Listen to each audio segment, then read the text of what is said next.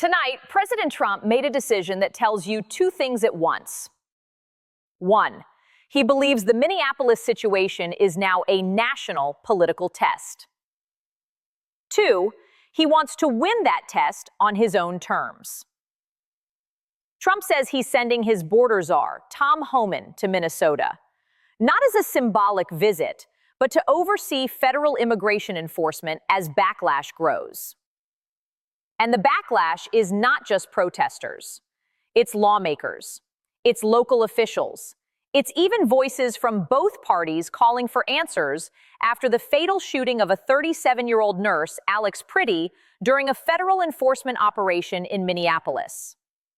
So tonight, we're answering one question. Why did Trump send Tom Homan? And what does that tell us about where this is going next? Because this is not only an immigration story. It's a power story. Federal authority versus local control. Enforcement versus legitimacy. Security messaging versus due process. And if you want to understand Trump's second-term governing style, this is the pattern in a single frame.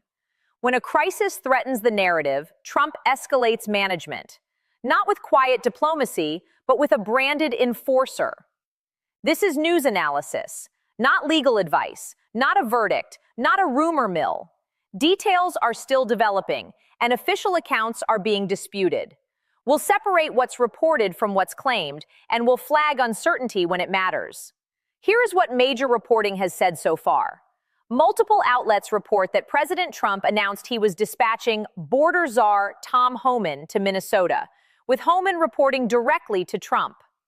Trump described Homan as tough but fair, and said the administration was reviewing the situation. This announcement came amid widespread outrage over the death of Alex Pretty, a nurse who was shot and killed during an immigration enforcement operation in Minneapolis. News reporting says bystander videos appear to contradict early official claims about whether Pretty was armed at the moment of the shooting. The episode has triggered protests and bipartisan calls for a fuller investigation. And it has intensified a larger fight about how aggressive federal immigration enforcement should be, especially when it intersects with local policing and community trust. Some reporting also notes a judge is reviewing legal challenges related to the enforcement surge and whether aspects of the operation are constitutional. So the key facts are these: a fatal shooting in Minneapolis during a federal operation, a rapidly escalating public backlash, and Trump responding by sending his signature hardline operator, Tom Homan, into the center of the storm. Now let's analyze the choice, because the name Tom Homan is itself a message. In Trump's political language, Homan is not just an official. Homan is a brand marker. He signals maximum enforcement. He signals no apologies. He signals we will not be pushed around by local resistance.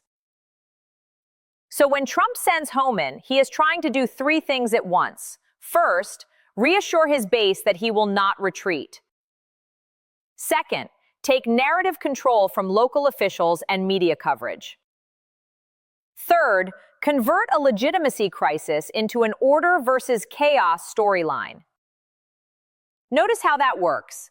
If the public conversation stays focused on a disputed shooting and accountability, the administration is on defense. But if Trump can shift the conversation to violent protests and criminals, he can move back into offense. And Homan is the operator who can deliver that shift, at least politically. To understand why this story is exploding, you have to understand Minneapolis as a symbol. Minneapolis has been a national symbol of policing controversy, protests, and political polarization for years. So when a federal enforcement operation becomes deadly in Minneapolis, it doesn't stay local. It becomes a national referendum on policing, on federal power, on immigration, on who gets to define public safety. And this is exactly where Trump's strategy thrives. Trump governs through high-contrast narratives, law and order versus disorder, citizens versus outsiders, the state versus the bureaucracy, the president versus local elites. So Minneapolis is not just a location, It's a stage. Here is the heart of the crisis. Even voters who support stricter immigration enforcement still care about legitimacy, meaning, was the operation lawful? Was it proportional? Was it transparent? Was it accountable? Reporting says local and state officials have demanded answers, and in some cases called for federal agents to be withdrawn. Minnesota Governor Tim Walz publicly urged Trump to pull federal immigration agents from the state and said Trump could end the situation. From Trump's perspective, that demand is a trap. If he pulls agents, critics will call it an admission of wrongdoing. If he doesn't, protests continue, and the legitimacy debate grows. So Trump chooses the third option: change the manager, intensify the message, put a hardline figure in front so the administration can say, "We're addressing it." But here's the risk. A manager change does not answer the legitimacy question. It may actually amplify it, because sending a hardliner can look like doubling down. So what does it mean operationally? Let's stay realistic. Reporting describes Homan as overseeing ICE operations in Minnesota and reporting to Trump. That likely means more coordination and central control, sharper messaging discipline, tighter command and control over how operations are run and how incidents are framed publicly. It can also mean one of two things, depending on what Trump prioritizes. Option 1, escalation. The administration leans into aggressive enforcement, aims to overwhelm resistance, and bets the backlash burns out. Option 2, stabilization. Homan comes in to restore operational discipline, reduce chaos, standardize rules, and reduce the chance of another high-profile incident. Here's the key question. Is Trump trying to win the policy fight or win the optics fight? Several reports describe Trump saying the administration is reviewing the incident. That phrase matters. It implies control without conceding fault. It signals, we're in charge and we'll decide what counts as accountability. But for critics, that phrasing can sound like self-investigation. And in high-tension incidents, self-investigation is rarely trusted. That's why you see calls for an independent probe. Because the legitimacy crisis isn't only about what happened. It's about who gets to adjudicate the truth. Now, why is this politically risky for Trump? Reporting indicates the outrage is not confined to one party.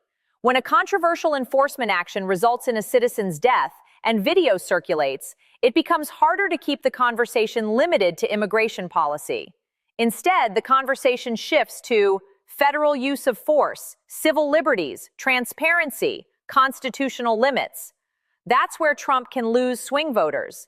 His base may accept a hardline posture, but the political middle tends to punish chaos, secrecy, and perceived abuse of power, especially when due process feels bypassed.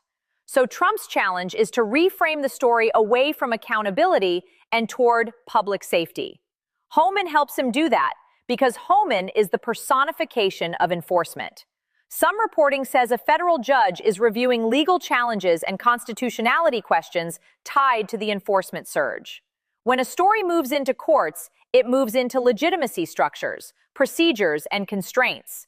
That matters because Trump's preferred arena is politics, where he can dominate attention. Courts move slower and focus on rules, and Trump often frames that as obstruction. So watch the next move. If courts restrict tactics or demand disclosures, Trump may escalate the narrative. Judges are stopping enforcement. And if that happens, the Minneapolis story can become a national campaign issue, even if it began as a local operation. Walz's demand for withdrawal forces the federalism question. Immigration enforcement is federal, but states and cities manage local policing and community trust. When federal operations appear opaque or aggressive, you get a collision: federal authority versus local legitimacy. In that collision, both sides claim they are protecting the public. We're removing dangerous people. Local officials. You're breaking trust, escalating fear, undermining public safety. This isn't a technical disagreement. It's a narrative war about what safety means and who defines it.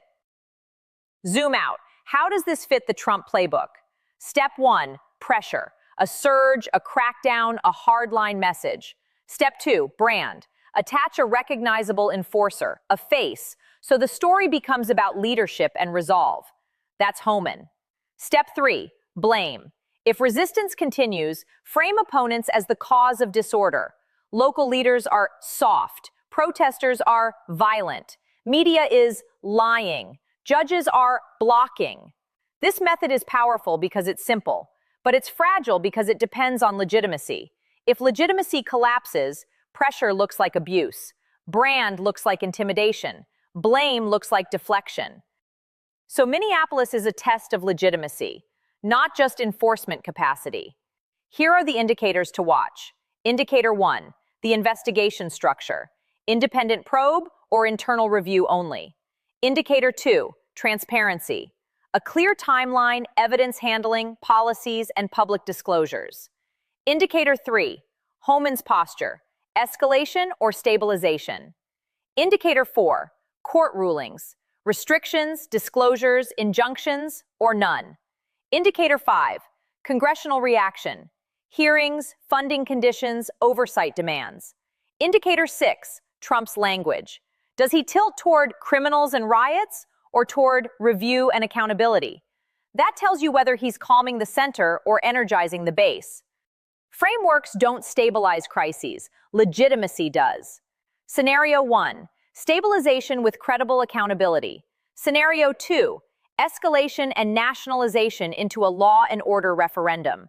Scenario 3, prolonged institutional conflict, lawsuits, funding fights, and state-federal retaliation. Trump sent Tom Homan because Trump doesn't manage backlash by stepping back. He manages backlash by taking control. Homan is the message. To supporters, we will enforce. To critics, we will not be pushed around. But the central question remains, can Trump win the optics fight without losing the legitimacy fight? Because force without legitimacy doesn't end a story. It creates a story that never ends.